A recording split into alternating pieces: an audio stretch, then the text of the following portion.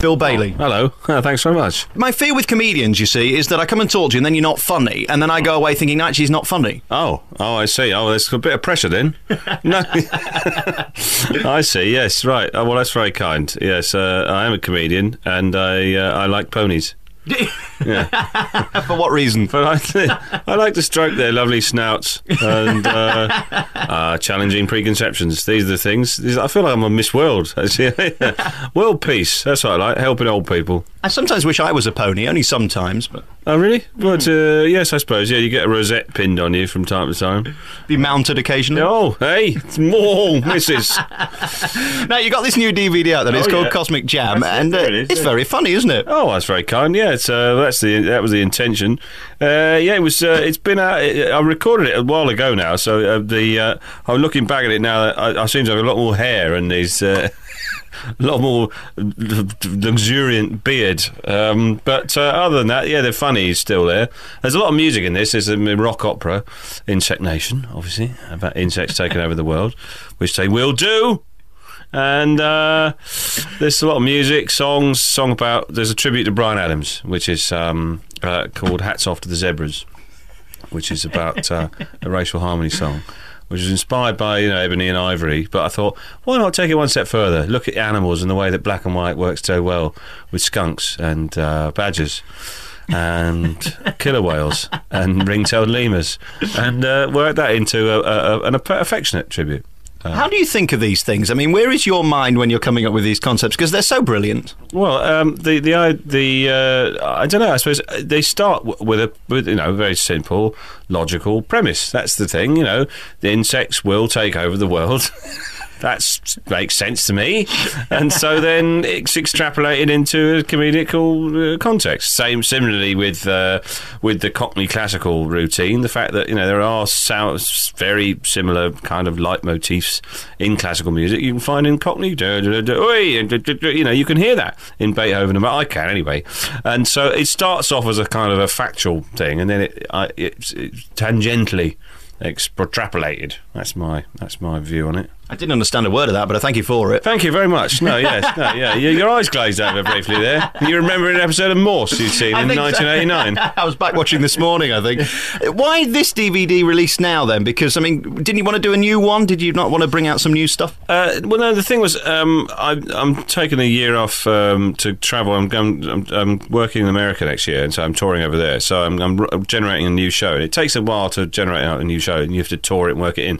So, but the thing was, I recorded this, as I say, 96, and it's kind of sort of sat around really doing nothing because it was made into a TV show for Channel 4 briefly, and it was shown at 4:30 in the morning, and 4 people and a dog saw it, and Universal, who released some other DVDs, so the Part Troll came out last year, and that was sold very well, and it was quite successful. So they were like, have you got anything else? Have you got anything else lying around the house? Some old holiday footage, you shrimping or something, in the late 70s. Shrimping, and that sounds remotely outrageous. Actually, do you think it sounds salacious? It doesn't. It's shrimping. You're going shrimping, eh? Seaside cruising. No, it's shrimp with a shrimp net. There's nothing wrong with that. No, you're trying to read something into it, and so they said, "Have you got anything?" I said, "Yeah, Cosmic Jam. You remember the one that you recorded? You remember the one you recorded, 1996? Oh yeah," they said. So there we go. Because you seem to be on anything that's remotely humorous on the BBC at the moment. Oh, that is very kind. Yes, I got asked to do also. I've just been very lucky, actually. I've been hanging around the right place at the right time, around the right people, really.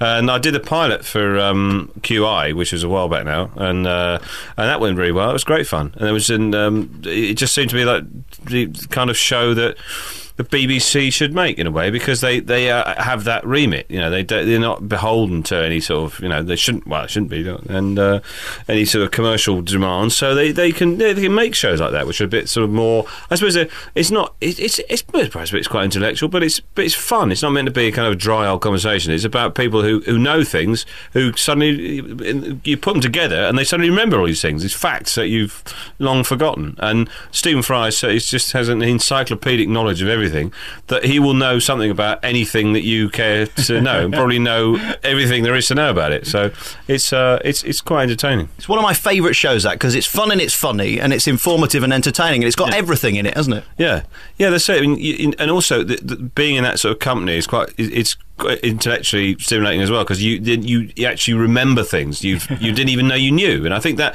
if anything does that, if you're watching a program that did that, you feel like you come away thinking you were cleverer than when you started watching it, which is probably the great why people love it, I suppose. Do those shows always go as well as they seem to go? Because I imagine when you've got new comedians coming on, they must feel compelled to try and be funny every minute. And actually, with those shows, you're actually kind of on Buzzcocks to star you and Lamar, really. Yeah. And there's not actually a lot of room for the people who are coming in. They're just there to kind of bring the show up and make it alive. But you're actually the funny ones, really, aren't you? Yeah. I mean, it's a very different kind of setup. I mean, QI is meant to be. There isn't the same pressure to be funny. It's not a sort of like quick fire. You have to sort of muscle your way in to get your things, your bits across. You know, your bit or your gags across.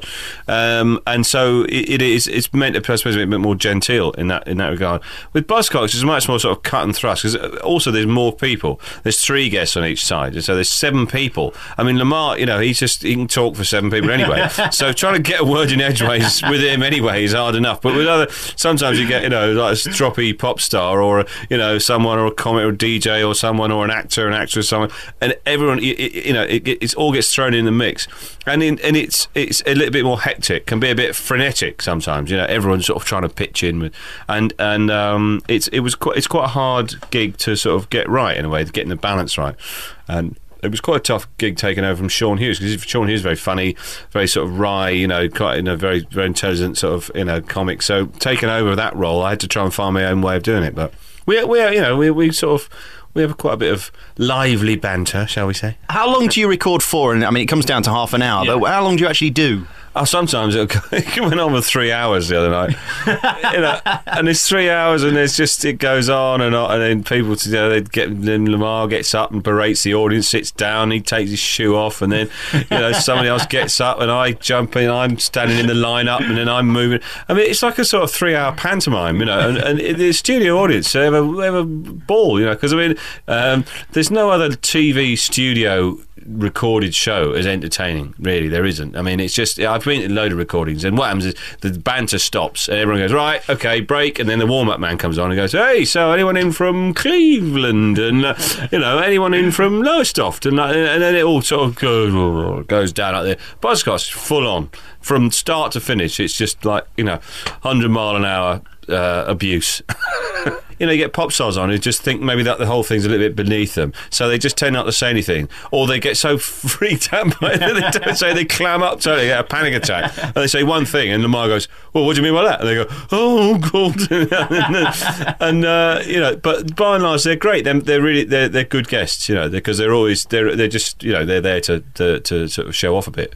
I would be very nervous doing them myself, because I think you are a target, aren't you? If you go on, no matter how big you are, you could turn at any point. There's always a danger, because you'll gang up. That's the gag, really, isn't it? I suppose, in a way. I mean, although I suppose what I tend to do, I try and be a bit of a foil for Mark, because he tends to be, you know, he can be really seemingly quite harsh, and I always try and sort of temper that by sort of and bringing them into conversation, and actually then maybe having a bit of a banter with them, and then drawing Mark and go, what's going on, and then getting him to direct the sort of bile at me, you know, like sort of take a bullet for him, like dive in front of them, like, you know. So you know, but you know, by and large, you know, you get such a mixture of people. It's great fun, you know. I mean, I get to meet legends. I mean, Martha Reeves, you know, Martha Mandela, Jimmy Cliff, and we had, you know, the UB40 boys on. We had the Stranglers, you know. One of the greatest moments was sitting talking to Jean-Jacques Burnel, you know, and I was a huge Stranglers fan when I was a kid. You know, I went to get to see him all the time,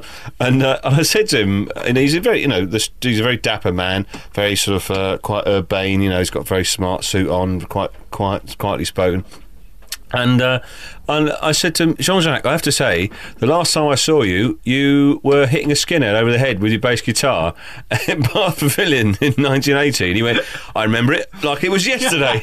Of course you do. Yeah. So those are the sort of, you know, champagne moments that make it worthwhile. Very finally, let's just talk about America, because you've done it before and you're going over now. Are you more nervous doing that? Because the American market's quite different. I mean, I'm a big fan of the Lettermans and stuff, but that's quite different to your act, isn't it? Yeah, yes. I mean, I've been to America a few times. I've done New York a few times, and definitely there's a different approach there. The comedy there's a very generic form of stand-up there, which is a sort of male-dominated, hey, you ever noticed spare? There's a kind of smart, wisecracky type of, wise guy type of humour.